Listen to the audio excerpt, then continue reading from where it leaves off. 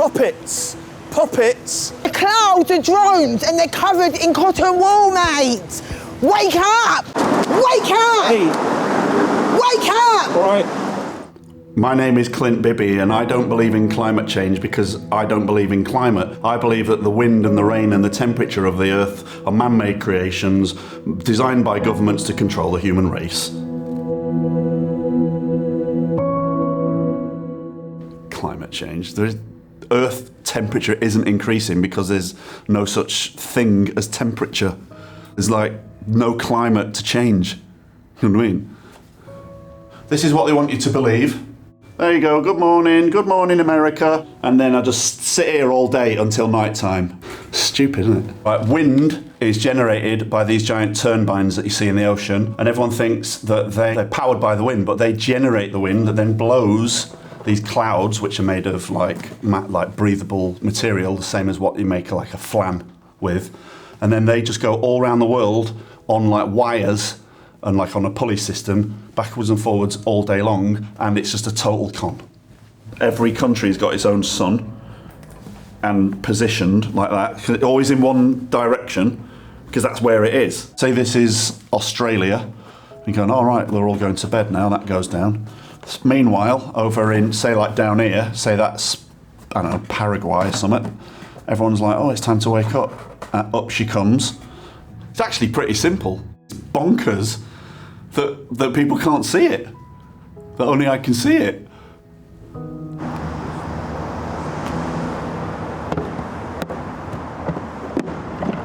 Yeah, no, it's just important to get the message out there and try and get people to open their minds up a bit. A little bit of gentle persuasion. You are all idiots.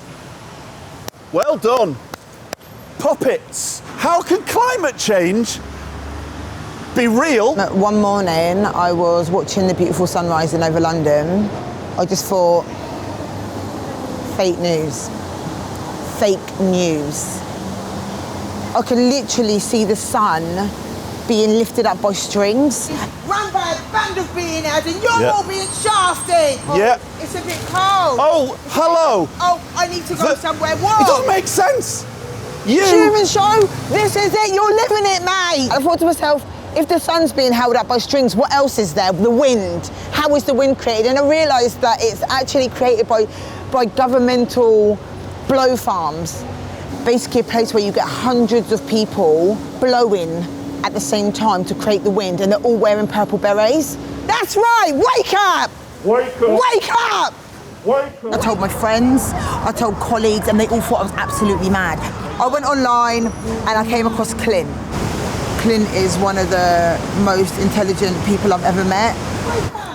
Wake up! Wake up! Wake up! It's actually quite genius when you think about it, because as soon as you stop talking about the weather, what are you going to do? You basically start asking all sorts of questions that no one wants you to ask, like, just say Noel Edmonds, for example, because his beard, is that CGI?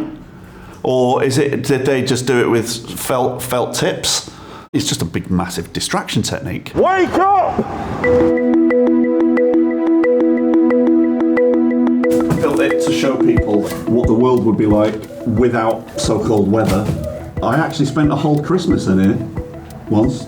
The problem with scientists is that they're just like all about evidence. They just stop being so obsessed with evidence and start to look at the facts, then they might actually start to see what's actually staring them in the face. Like we're living inside like one of these, look, all the weather's inside that. That's basically like a snow globe, but we live inside a dome like that. That's why I'm building an aircraft that can get right up to the top of the glass so that I can prove once and for all what a pack of lies this just is.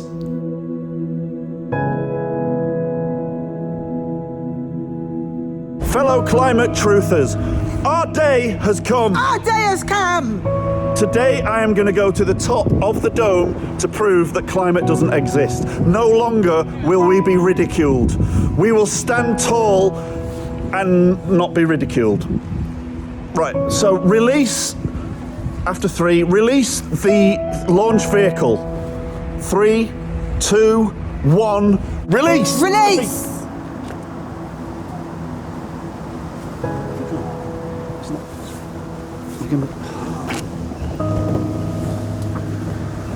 It's not going to work. Okay, class, a bit of a tricky one here. You're at a job interview and your future boss asks you, where do you ski? What are you going to say? Darren? Oh, I don't ski, mate. No, we all ski, Darren, remember? A chai latte, please. Yeah, regular's great. Have a very pleasant day. Thank you. How do you feel? Yeah, good. Yeah. I started the middle classes for working class people who have all the qualifications and talent, but no real chance of getting ahead because of who they are. School ties are very, very important. Oh my God, what is this place? It's horrible. You're in the queue for strawberries and cream at Wimbledon on People's Monday, okay? You know, they're missing that misplaced posh person confidence that really seems to blow the doors wide open. I can't. There's too many Gillettes, I can't do it. I can't. Do you want to take a break? Yeah. Right, you take 5. Beth, pass me them cheese and biscuits there, will you? Darren, in middle class, please. Oh, yeah, sorry. Beth, could you pass me the Gruyere and the water biscuits, please? Very good, much better. This is sourdough, pronounced sourdough. Can you all say that with me? Sourdough. Very good, yes. We're expecting to be paying £12 for something like this, okay, minimum. Seriously? Yep. So your instinctual reactions to this can be a dead giveaway, okay? We don't want any of the, how much, or I could make better at home, like you are okay with this. We all know how posh people sound, we can all do the accent, but there are just so many tells that really give you away as not being one of them, which is why I'm here to give you, those little details that can make such a big difference. I mean, I've got all the qualifications under the sun, but I always fall down when asked about farmers markets or what school I went to. But now I know what elderflower presse and soggy biscuits is. So I hope that makes the difference. The beginner's course is all about laying the foundations and building that middle class confidence to really get your foot in the door. It's more reserved, reserved fun. No, let's bring it down a little bit more. We're talking VR golf meetings. I wish I could drive like that in my Tesla. Oh, it's okay. Let's talk emerging markets. How to get gout and your own traumatic boarding school backstory, complete with school ties and distant father syndrome.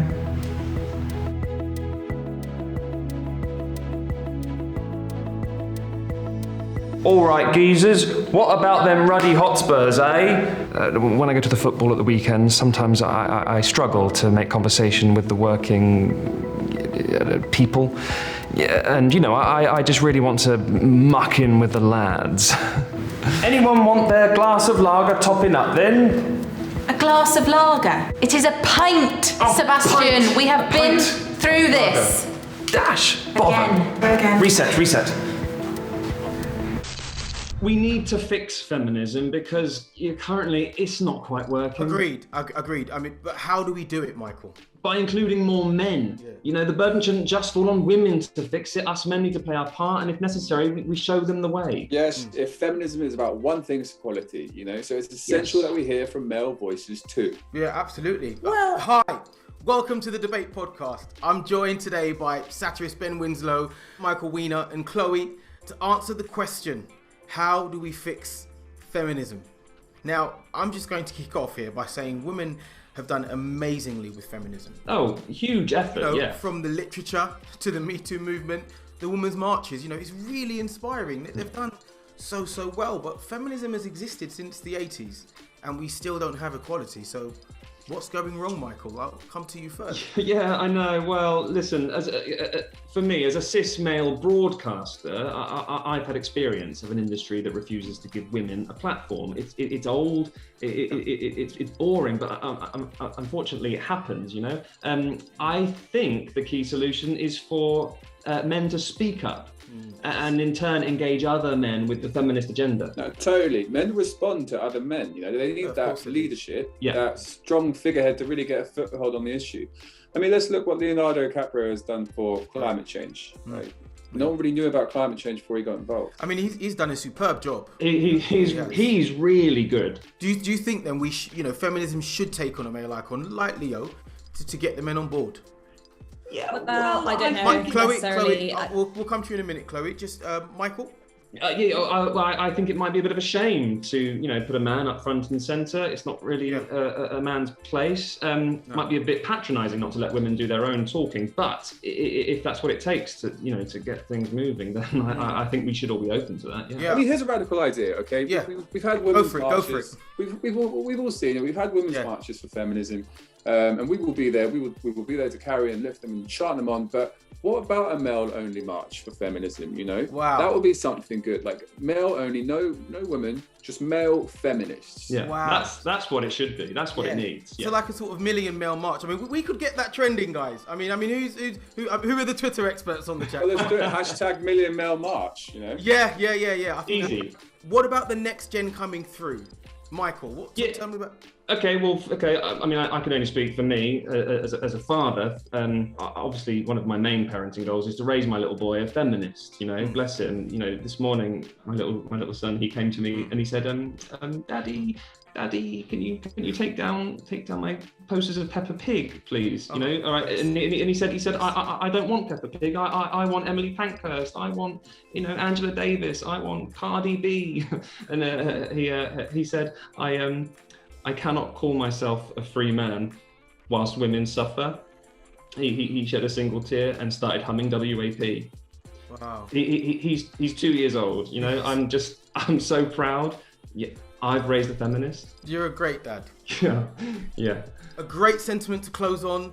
Thanks for joining us, Ben, Michael, Chloe. It's been an absolute pleasure. We may well have just fixed feminism, guys. I mean, it's progress. It's definitely progress.